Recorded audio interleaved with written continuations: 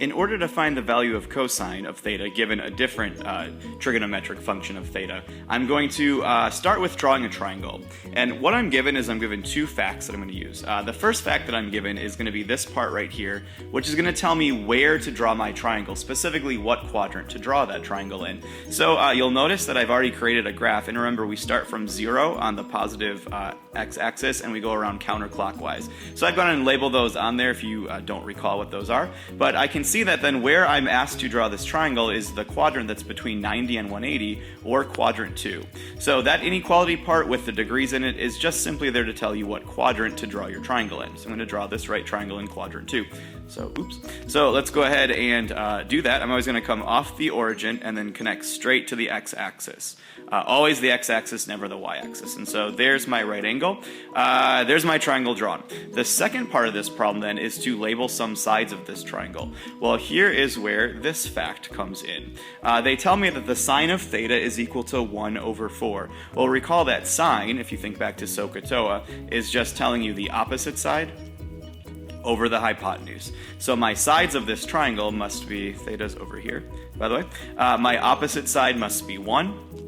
My hypotenuse must be 4. And so there's my triangle drawn in the quadrant I need to have it drawn in. The next step of this is to find that missing side. So as we've often done in math, if we are missing one side of a right triangle, we can do Pythagorean theorem to find that missing side. So let's go ahead and do that and figure out what that side's going to be.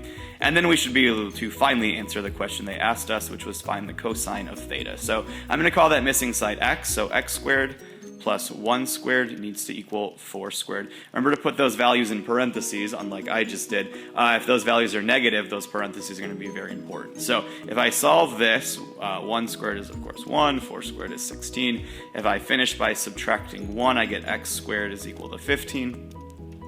And then we'll go ahead and take a square root. I don't want to get decimals. I do want to try to simplify if I can.